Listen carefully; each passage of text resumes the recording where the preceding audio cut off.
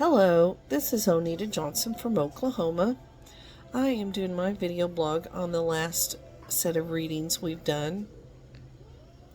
I am supposed to state that I have read the Daniel 2020 textbook in its entirety. I will say I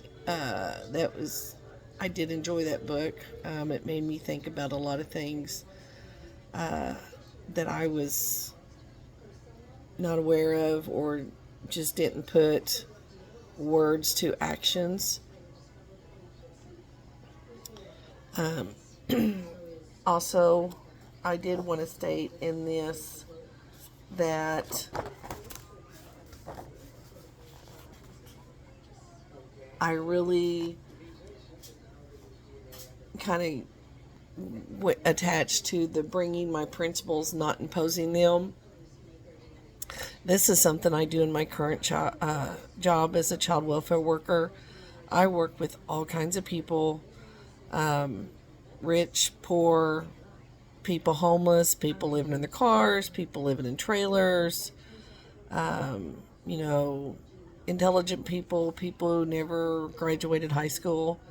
And this is something that I've really, really have worked greatly on, is not putting my biases, not putting my principles, my ethics on them.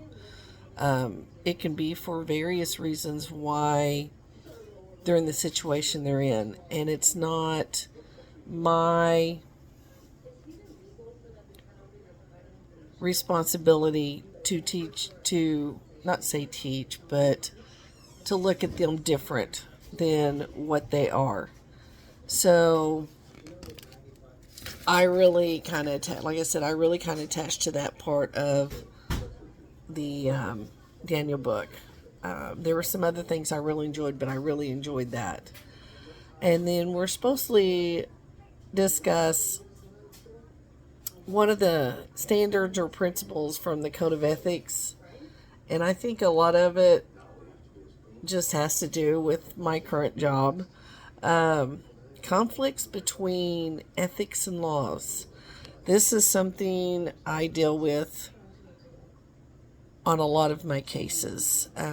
We're having to look at the ethics and the responsibilities of helping these families, but we also have to take into account how the law may work against our families, or for our families.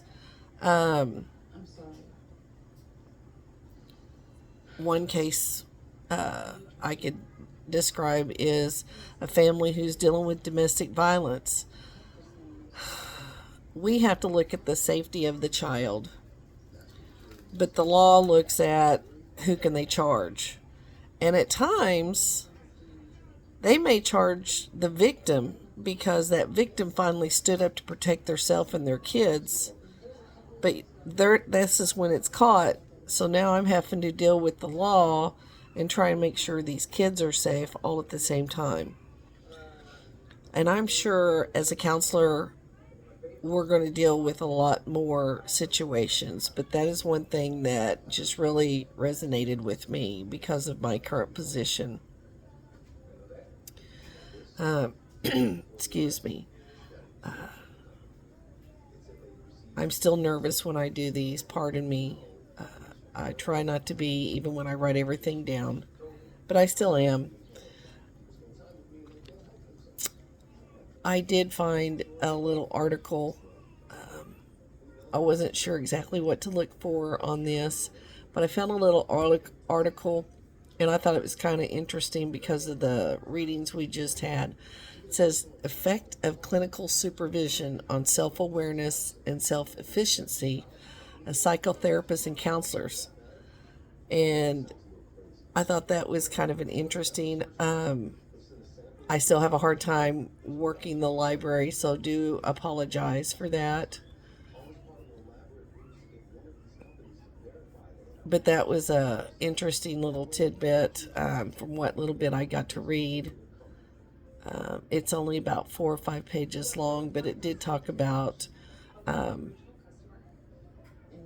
how supervisors work and how they deal with their regular counselors that they're working with.